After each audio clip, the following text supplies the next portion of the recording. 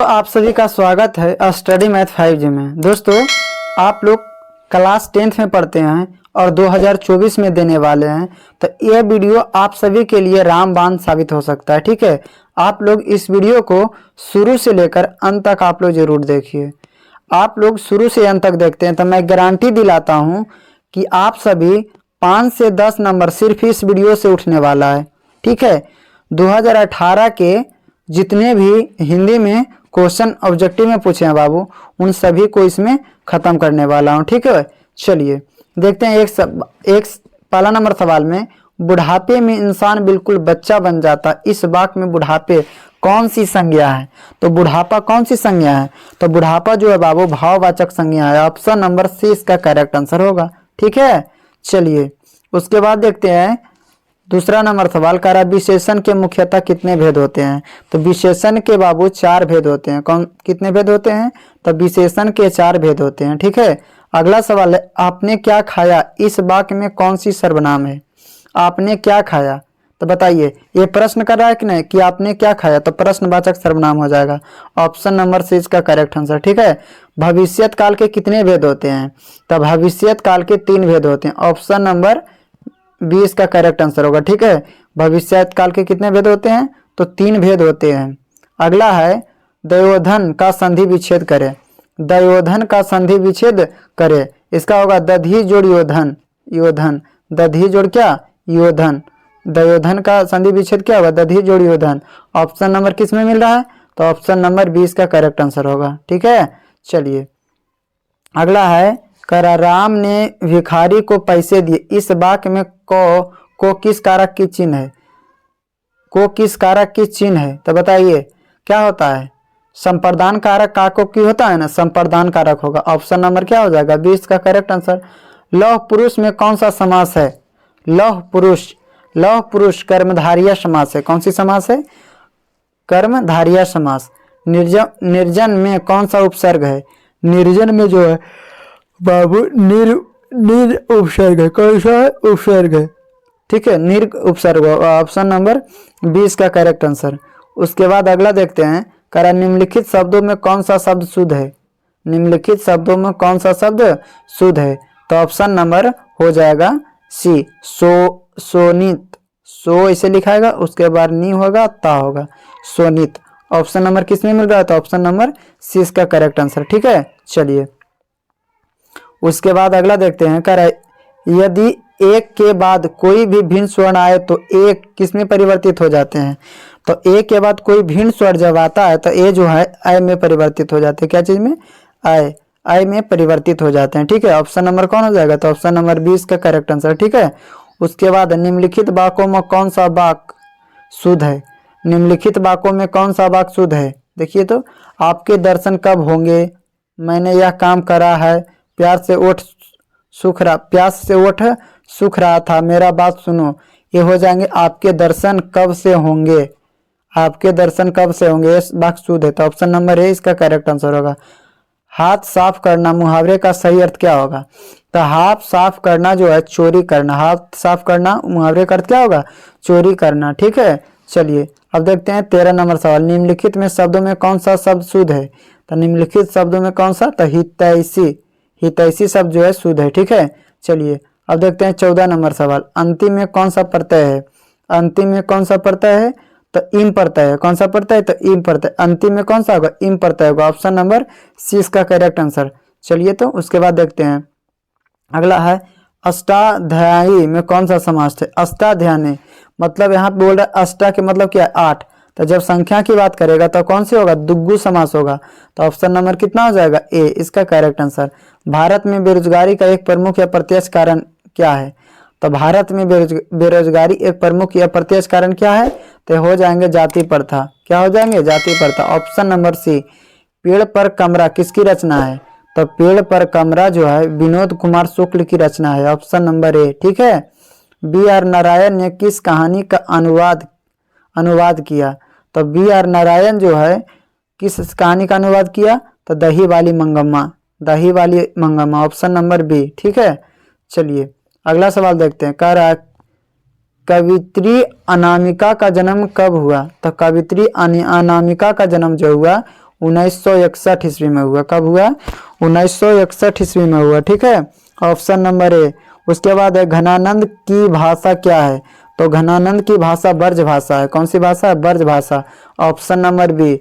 किसके अनुसार सेनों ने सिद्धांतों को भी बदल लिया था? किसके अनुसार सेनों ने सिद्धांतों की बदल लिया था? तो खोखा के अनुसार। Option number B. ठीक है, दारिश नामक सोने के सिक्कों से भरा घड़ा किसे मिला था? देखिए, दारिश नामक सोने के सिक्कों से भरा घड़ा किसको मिला था? वारेन हेस्टिंग को मिला था। Option number C. ठीक है, ढाते विश्वास किस भाषा के अनुदित है? तो ढाते विश्वास जो है उड़िया भाषा है। कौन सी भाषा है? उड़िया भाषा। Option number C. चलिए अब देखते हैं 24 नंबर सवाल करा दूर दृष्टि को ठंडी गोद, दूर चट्टानों की ठंडी गोद में किस कवि की पंक्ति है? तो दूर चट्टानों की ठंडी गोद में किस? तो नरेन मारिया रिल्के की। Option number D. Jibanananda Das की कविताओं को प्रसिद्ध आलोचनाओं द्वारा रविद्योतम युग की श्रेष्ठतम प्रेर कवि कौन संज्ञा दी गई है? तो किसकी संज्ञा दी है? बनलता सेन की। ठीक है, बनलता सेन की। ठीक है, आध्यात्मिक शिक्षा से गांधी जी का क्या अभिप्राय है? ठीक है, आध्यात्मिक शिक्षा से गांधी जी का क्या पर्याय है? तो हो जाएंगे हृदय की शिक्षा। ऑप्शन नंबर डी, हृदय की शिक्षा। उसके बाद देखते हैं अगला सवाल करा बाबू अभिनयों के 19 दिनों के प्रयास के दौरान लेखक ने कितने खत की रचना की थी? तो देखिए, अभिनयों के 19 दिनों से प्रयास करके दौरान लेखक ने कितने खंड की रचना की थी? तो 27 खंडों की रचना की थी। धरती कब तक घूमेगी किस भाषा से अनुदित कहानी है? तो धरती कब तक घूमेगी यह है राजस्थानी होंगे। ठीक है, पंपाती को कौन सा रोग था? तो पंपाती का जो था मेनिंजाइटिस था। ऑप्शन नंबर डी, मेनिंजाइटिस था। ठीक है, वीरेन डंगवाल को किस कृति के लिए साहित्य अकादमी पुरस्कार मिला? तो देखिए जो है बाबू दुष्ट चक्र के सृष्टा से। ठीक है, चलिए अब देखते हैं अगला सवाल प्रदेश की विधा पढ़ने का क्या परिणाम हुआ? तो प्रदेश की विधा पढ़ने का क्या परिणाम हुआ? तो हो गया बाबू सबकी बुद्धि विदेशों हो गई, सबकी बुद्धि विदेशी हो गई। ठीक है, प्रदेश की विधा पढ़ने का क्या परिणाम हो गया? तो सबकी बुद्धि जो है विदेशी हो गई। ठीक है, ऑप्शन नंबर 20 का करेक्ट आंसर। नगर कहानी किस लेखक द्वारा रचित है? तो नगर कहानी जो है बाबू सुजाता के द्वारा रचित कहानी है। नगर कहानी किसके द्वारा? तो सुजाता के द्वारा। Option number C. आप लोग अभी तक वीडियो को लाइक नहीं किए हैं तो लाइक कीजिए। ठीक है, और जितने भी बिहार में विद्यार्थी पढ़ रहे उन सभी के पास इस वीडियो को शेयर करें। आप लोग चैनल को सब्सक्राइब नहीं किए हैं तो सब्सक्राइब करके बेल आइकन को ऑन कर दीजिए ताकि अगला वीडियो डालें तो आपके पास नोटिफिकेशन जाता रहे। ठीक है, चलिए जल्दी जल्दी विद्यार्थी को जोड़िए। तो चलिए अब देखेंगे लेखक के अनुसार मनुष्य के नाखून किसके जीवंत प्रतीक है? तो ये जो है पास विरति के। Option number C. Hazari Prasad Dwivedi का जन्म कब हुआ? तो हजारी प्रसाद द्विवेदी का जन्म 1907 ईस्वी में हुआ था। ठीक है, ऑप्शन नंबर ए इसका करेक्ट आंसर। रहीरास किसकी रचना है? रहीरास जो है गुरु नानक की रचना है। रहीरास किसकी रचना है? तो गुरु नानक की रचना है। ठीक है, चलिए लक्ष्मी के बड़े पुत्र का क्या नाम था? तो लक्ष्मी का जो बड़े पुत्र का नाम था अच्युत था। क्या था? अच्युत था। लक्ष्मी के बेटे का नाम क्या था? तो ये अच्युत। Option number A. उसके बाद देखते हैं अगला सवाल है अच्युत। अगला सवाल देखिए तो अगला सवाल है बाबू एक वृक्ष की हत्या कवि शहर को किसके बचाने की बात करता है? एक वृक्ष की हत्या कविता में कवि शहर को किसके बचाने की बात करता है? तो ये जो नदीरों से बचाने की बात करते हैं। गांधी जी का दक्षिण अफ्रीका प्रवास कब से कब तक था? तो ये जो था 1893 से लेकर 1914 तक। 1893 से 1914 ईस्वी तक क्या था? प्रयास कब से कब तक था? तो 1893 से लेकर 1914 तक। ठीक है, ऑप्शन नंबर ए।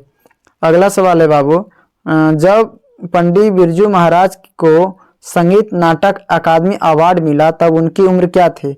तो उनका जो उम्र था 27 वर्ष था। Option number A. कितना वर्ष था? 27 वर्ष था। ठीक है। कवि ने माली मालिनी किसे कहा है? तो कवि जो है माली मालिनी कृष्ण राधा को कहा, कृष्ण राधा को कहा। ठीक है। 41 नंबर है, मंगू के अलावा उसकी माँ की कितनी संतानें थी? तो मंगू के अलावा उसकी माँ की 3 संतानें थी। कितनी संतानें थी? 3 संतानें थी। ठीक है। उसके बाद है अज्ञेय का जन्म कब हुआ? तो अज्ञेय का जन्म जो हुआ था वो हुआ था 1911 ईस्वी में। कब हुआ था? 1911 ईस्वी में। दिनकर को किस कृति के लिए अज्ञापीठ पुरस्कार मिला? तो दिनकर को जो है उवर्सी के लिए, किसके लिए? तो उवर्सी के लिए। ऑप्शन नंबर सी हो जाएगा।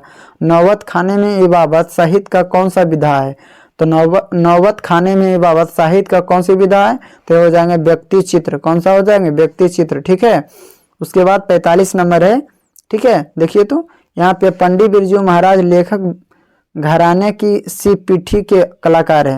मतलब पंडित बिरजू महाराज लखनऊ घराने के किस पीढ़ी की कलाकार है? ये जो है 7वें पीढ़ी का कलाकार है। ऑप्शन नंबर बी हो जाएगा इसका करेक्ट आंसर। ठीक है।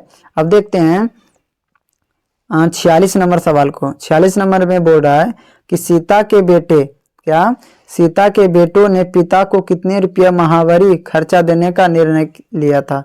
तो सीता के बेटों ने सीता को कितने रुपया महनबारी खर्चा देने को निर्णय लिया था? तो 50 रुपया। एक बेटे बोले थे 50 रुपया देंगे, दूसरा भी बोले थे 50 रुपया। मतलब कि सीता के बेटे ने सीता को कितने रुपया महनबारी खर्च देने को लिए बोले थे? तो 50 रुपया। ऑप्शन नंबर हो जाएंगे ये इसका करेक्ट आंसर। ठीक है। उसके बाद है उत्तर भारत से नागरी लिपि के लेखक कब से कब मिलने लगते हैं? तो कब से कब? 18वीं सदी से मिलने लगते हैं। Option number A. ठीक है। बहादुर का कितने रुपया चोरी का इल्जाम लगाया गया था? तो बहादुर को जो है 11 रुपया चोरी के लिए इल्जाम लगाया गया था। भारत माता कविता से भारत का कौन सा चित्र प्रस्तुत किया गया है?